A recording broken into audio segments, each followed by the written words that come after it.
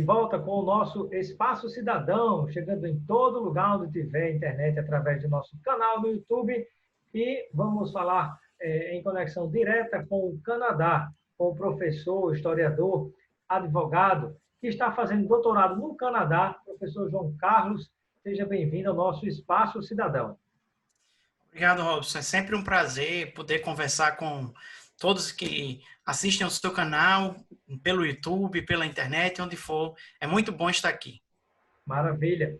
Eu inicio a nossa entrevista pedindo que você compartilhe um pouco, né, um preâmbulo, né, de como têm sido as nossas relações internacionais do Brasil com outros países. Né? Tivemos alguns momentos turbulentos, participação do atual presidente na ONU, depois queria botar o filho para ser embaixador sem a menor condição, menor preparo, muitas polêmicas para lá e para cá. De modo geral, como é que você tem visto as relações do Brasil?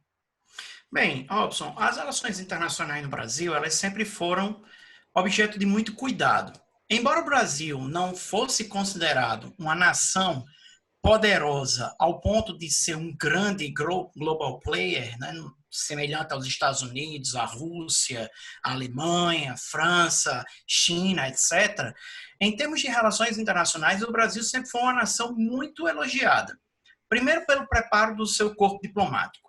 É um dos corpos diplomáticos mais bem preparados do mundo. Isso aí é algo que é praticamente uma unanimidade. Segundo, porque é uma nação que tem dentro da sua Constituição uma série de elementos que devem direcionar as suas práticas de relações internacionais. Dentre esses elementos, dois a gente merece destacar, que é o respeito à autodeterminação dos povos e que é o respeito trocando em miúdos, seria o respeito àquilo que os povos decidirem fazer com o seu Estado, etc., né, os povos estrangeiros, e o princípio da não intervenção. O Brasil não é uma nação que interfere ou que procura interferir na política externa de qualquer nação, seja uma nação vizinha ou não. E uma terceira coisa que a gente conhece é que, além de ser um corpo muito bem definido, né, o corpo diplomático, além de ter uma Constituição que estrutura quais são os elementos que devem marcar a política internacional brasileira, o Brasil sempre teve uma política internacional pautada pelo diálogo. Né? É conhecido isso há muito tempo. Se a gente for pegar historicamente, a gente vai ver que na história do Brasil, os grandes diplomatas brasileiros estiveram ligados a essa questão da formação do diálogo. Não se esqueçam, por exemplo, que a primeira Assembleia Geral da ONU foi capitaneada por um brasileiro, Oswaldo Aranha, né? E tem toda uma relação envolvendo o diálogo, a criação do Estado de Israel, etc. São muitos elementos ali que colocam ou que pelo menos colocavam a política externa brasileira e os seus representantes num patamar de destaque internacional. E isso daí, embora você tenha diferentes tipos de estilos de governo, mas desde o processo de redemocratização que o Brasil tem cada vez mais tentado aumentar a sua presença internacionalmente. No governo de Fernando Henrique Cardoso, no governo de Lula, e sobretudo o governo de Lula foi um momento de modificação da política internacional, com aproximação de forma pragmática com outras nações que o Brasil não se aproximavam, sobretudo com as regiões multilaterais, né? Exatamente, principalmente com relações com nações do continente africano, com nações do continente asiático, nações que até pouco tempo o Brasil tinha poucas relações.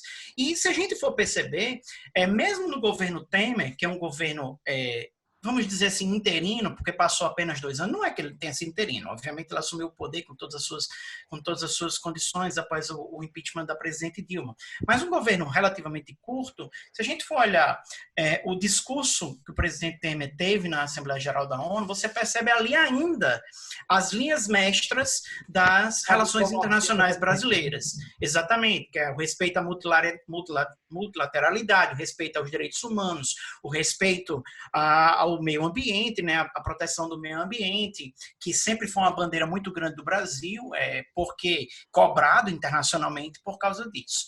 Mas o governo Bolsonaro, ele representou um momento de quebra com essa relação, com essa forma de pensar as relações internacionais. E esse momento de quebra... Uma lamentável quebra, né? Porque vai se meter na política interna dos problemas da Venezuela, entra numa briga de Israel com Jerusalém para ficar alinhado com os Estados Unidos, que depois deixa o Brasil chupando o dedo, né, já em várias circunstâncias, e tem um tipo de atitude agora de querer brigar com a China, além de tantos outros atropelos, como foi a participação péssima do presidente da República Brasileira, Jair Bolsonaro, na Assembleia Geral da ONU, né?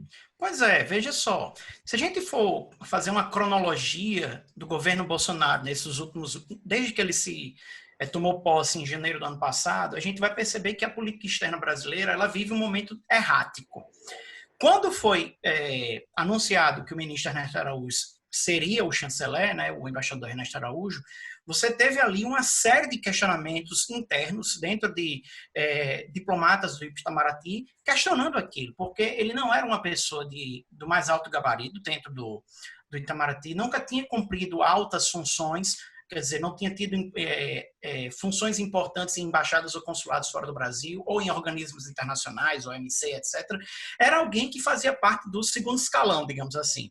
E que era conhecido no submundo da internet como sendo alguém que endossava publicamente as teorias do principal nome do pensamento de Bolsonaro, né, o Olavo de Carvalho.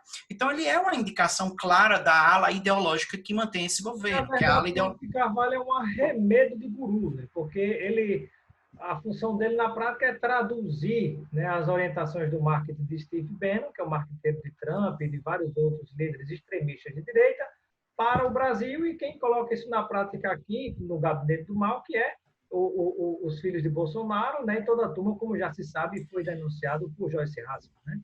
Eu não vejo ele exclusivamente como alguém que repassa o pensamento de Steve Bannon, que o Steve Bannon é relativamente mais recente do que ele, né? Por incrível que pareça. A gente sabe que o Olavo de Carvalho tem uma atuação dentro do pensamento conservador brasileiro, pelo menos desde a década de 90, a gente vê isso. Mas realmente o que a gente percebe é que o alcance da internet fez com que o pensamento de Olavo de Carvalho, que era um pensamento marginal, ele encontrasse várias outras pessoas que ressoavam aqueles tipos de pensamentos, né? E essa, inclusive, é um dos grandes questionamentos sobre a internet na contemporaneidade.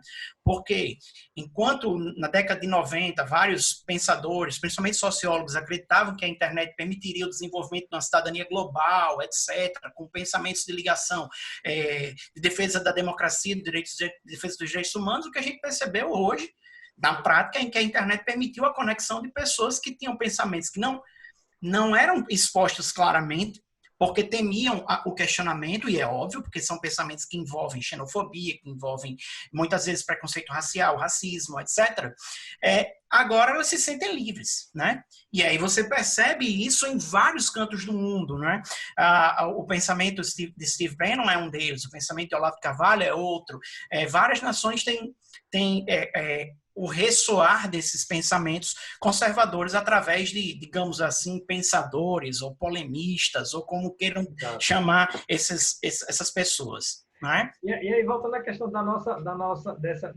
dessas mudanças nas relações externas do Brasil, esses vários casos que a gente citou, que tipo de consequências isso pode trazer, né, para o nosso relacionamento? Os outros países consideram que apenas um soluço que a gente está vivendo, depois poderemos um dia voltar à normalidade, ou o pessoal encara como se fosse uma posição de Brasil que tem respaldado algumas loucuras do presidente também?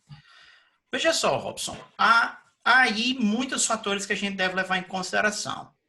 O primeiro fator que a gente deve levar em consideração é que há um entendimento no mundo inteiro de que hoje nós vivemos um momento de ascensão das direitas populistas, né? Ou seja, você tem essa demonstração com a ascensão de Donald Trump. Filipinas, Hungria. Exatamente.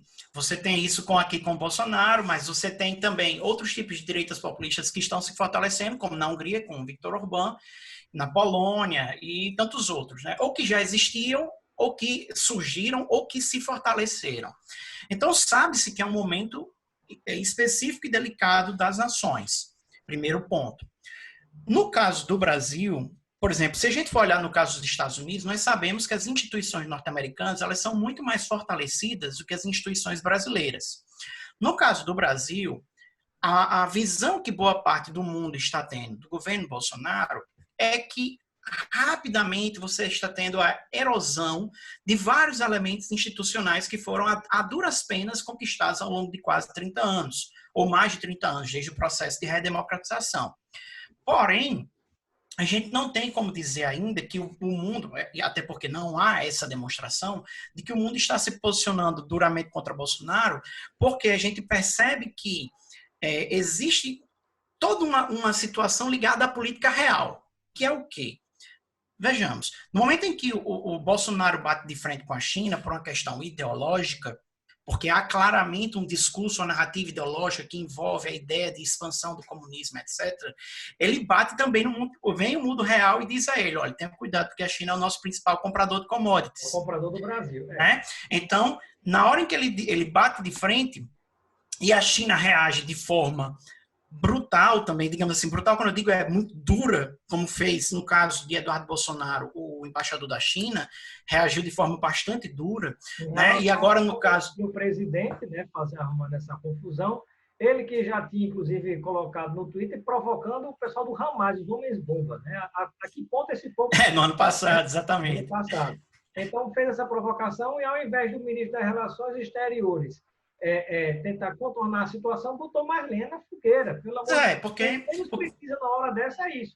E agora estão numa campanha imbecil, estúpida, o povo não comprar na China e fazer campanha contra a China. Mas não tem como fazer isso. É impossível você se colocar contra uma das maiores economias do mundo, e não apenas isso, uma economia que está se fortalecendo a passos largos cada vez mais, e que será a primeira economia que sairá do processo de recessão provocado pela Covid-19. Isso aí é óbvio.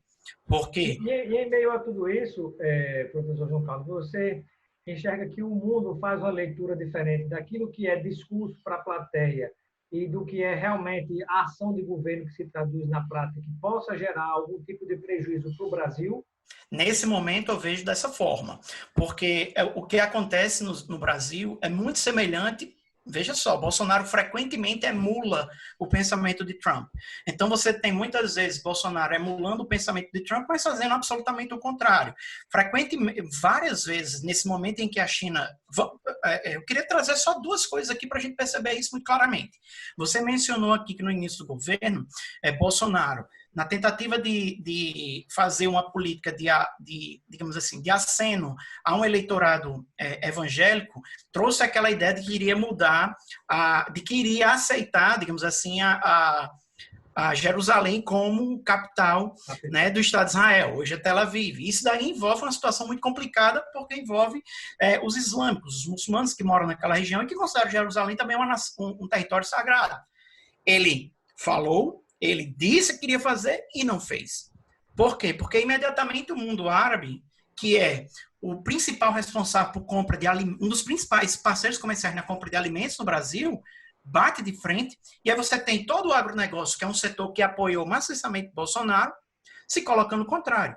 Então veja que uma coisa é jogar pela plateia, outra coisa é fazer. Da mesma forma é o que acontece com a China, porque agora, veja que existe inclusive um problema narrativo muito grande naquilo que o pensamento bolsonarista está dizendo. Não se sabe, veja, não se sabe se é uma gripezinha, como disse o presidente, ou se é um vírus que foi criado em laboratório para acabar com as economias ocidentais.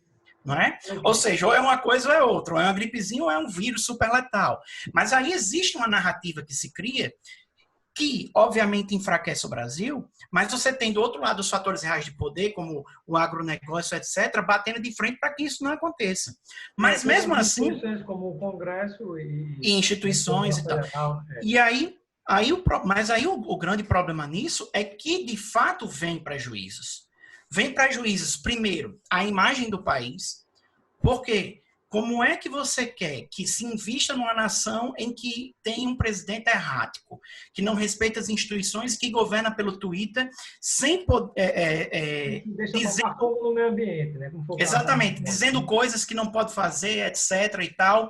Você torna o local um local de insegurança jurídica e política. Porque não se sabe se eu posso investir dinheiro, ou se eu posso abrir uma indústria, ou se eu posso abrir um negócio numa nação como o Brasil, se de uma hora para outra pode acontecer um impeachment. Se de uma hora para outra pode acontecer uma renúncia, se de uma hora para outra pode acontecer um golpe. Se um presidente não se compromete com as instituições ele está dificultando o processo de pacificação do Brasil, inclusive no elemento econômico. Perfeito. E isso Enquanto torna... isso, outras nações não perdem tempo e vão aprofundando suas relações comerciais e deixam o Brasil para trás. Né? Exatamente, que é o caso que aconteceu ontem mesmo. Né? Exatamente. Os Estados Unidos estão em guerra comercial com a China, etc. e tal, há muito tempo. Porém, veja que quando veio essa declaração do ministro da Educação, a China imediatamente retalia, dizendo que vai comprar soja aos Estados Unidos. Supostamente por uma questão de segurança alimentar. Ora, se os Estados Unidos hoje representam o principal epicentro da Covid-19, a justificativa é uma justificativa falha, concorda? Claro. Mas aí você tem uma justificativa política. E aí, Robson, é onde está. Nunca, num processo de negociação, você apresenta todas as suas cartas na mesa. Isso é uma coisa amplamente amadora. Você não pode. E aí o Brasil frequentemente tenta, utilizando a metáfora do poker, joga o all-in, né, de uma vez por todas, mas não tem condições de bater com isso. Então, na hora que a China bate de frente e diz, tudo bem, eu vou comprar soja de outro local, o agronegócio brasileiro vai precisar reagir. Só que para a China comprar novamente, o Brasil vai ter que abrir em algum momento. E há uma série de elementos que o Brasil tem interesse, que a China tem interesse, como, por exemplo, a permissão do 5G, que estrategicamente para a China é muito importante ter o 5G no Brasil. Sem dúvida. E dá para gravar um programa só sobre isso, mas eu quero agradecer a participação do professor João Carlos, que é historiador e também advogado, terminando doutorado aí no Canadá. Muito obrigado, professor João Carlos, pela sua participação no nosso programa. Eu que agradeço, e a minha mensagem daqui para todos que estão escutando é: fiquem em casa, se protejam, protejam os seus, né? Aproveita esse período para assistir os vídeos no YouTube, aprender, discutir e vamos pensar fora da caixinha mesmo. Vamos reproduzir discursos fáceis. Muito obrigado. Maravilha. Muito obrigado pela sua presença, professor. Obrigado.